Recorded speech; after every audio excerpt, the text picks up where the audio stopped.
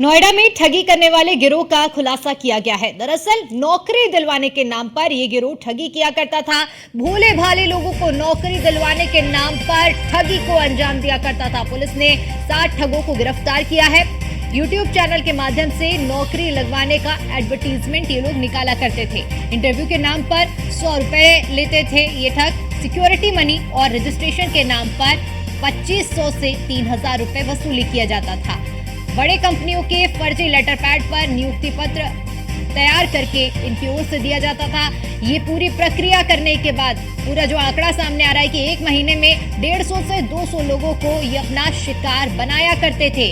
पैसा वापस मांगने वालों के खिलाफ एक्स पर फर्जी पोस्ट कर डराया भी करते थे। एक्स पर पोस्ट कर पुलिस पर दबाव बनाते थे। अब इस गिरोह का पुलिस ने भांडाफोड़ किया है।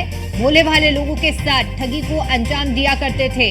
पहले 100 रुपए और उसके बाद रजिस्ट्रेशन चार्जेस 100 रुपए लिया करते थे। सिक्योरिटी मनी और रजिस्ट्रेशन के नाम पर 2500 से 3000 रुपए ऐंठे जाते थे। भोले भाले लोगों की मेहनत की कमाई इस तरह से लूटी जाती थी। इंटरव्यू के नाम पर 100 रुपए लिए जाते थे और उसके बाद फिर रजिस्ट्रेशन और आगे की प्रक्रिया के लिए सिक्योरिटी मनी 3000 से 2500 रुपए तक बताई जा रही है कि मांगी जाती थी।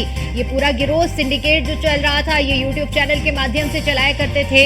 यूट्यूब चैनल के माध्यम से नौकरी लगवाने का बाकायदा एडवर्टीजमेंट निकाला जाता था और जब भोले भाले लोग इनकी जाल में फंस जाते थे तो उनसे वसूली की जाती थी और बाकायदा बड़े कंपनियों के फर्जी लेटर पैड पर नियुक्ति पत्र भी तैयार करके ये दिया करते थे। ये लोग बरौला में और होशियारपुर में ऑफिस खोल करके लोगों को तुरंत नौकरी के दिलाने के नाम पर 2,500 से लेकर 2,500 3,000 रुपए उनसे अकाउंट में डलवा लेते थे और नौकरी तो उन्हें मिलती नहीं थी। फिर बाद में टहलते रहते थे और ये काम करीब 1.5 साल से कर रहे थे। तो ये धोखाधड़ी करके लोगों को ठग रहे थे। अब तक तो ये कहते कि हर महीने लगभग 100 से 150 लोग आते थे। तो इसका तो अकाउंट से पता चलेगा हमें इनका देख करके कि कितने लोगों ने अकाउंट में पैसे डाले हैं, उसी से हम लोग निकाल पाएंगे। पर फिर भी मेरा है कि अगर 1.5 साल से है तो 100-150 भी कर रहे होंगे तो 2,500 रुपए तो कर ही चुके हों। 2,500 लोगों को इनके गैंग में जो अभी हमें लोग मिले हैं ये 3 लड़के हैं और 4 लड़कियां हैं।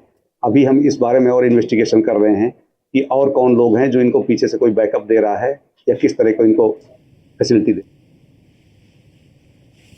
और इसी पर ज्यादा जानकारी के साथ हमारे ब्यूरो चीफ निशांत शर्मा हमारे साथ जुड़ चुके हैं। निशांत, भोले भाले लोगों को ठगी को अंजाम दिया करता था इस गिरोह की ओर से। बताया जा रहा है कि 150 से 200 लोगों को एक महीने में शिकार बनाते थे ये।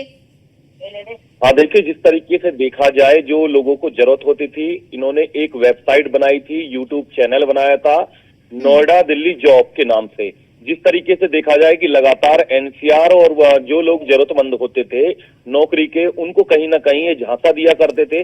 पहले उनसे लगभग 2,000 से 2,500 रुपए लिया करते थे फाइल चार्ज के नाम पर। फिर उनसे कहा करते थे कि आपकी नौकरी लग जाएगी। इस तरीके से कम अमाउंट लेकर लगभग इन्होंने सैकड़ों लोगों को इस तरीके की घटनाओं को अंजाम दिया। हालांकि लगभग जानकारी यह मिली है कि 2 से 2.5 साल से लगातार जो है ये गिरोह जो है सक्रिय था। अब इस गिरोह के जो है 4 जो लड़कियां सहित जो है 3 लड़के पकड़े गए। इसमें मास्टरमाइंड जो है वसीम उर्फ कुछ भाटी करके है, जो उसको भी गिरफ्तार किया गया। और सबसे बड़ी बात है कि लगातार जो है इनके 2 ऑफिस यहाँ पर नोएडा में चल रहे थे। सेक्टर 49 की पुलिस टीम ने ये रेड डाली और जिस तरीके से ये पूरी कामयाबी पुलिस के द्वारा देखी गई, कल इनको सलाखों के पीछे भेजा गया और कार्रवाई की गई।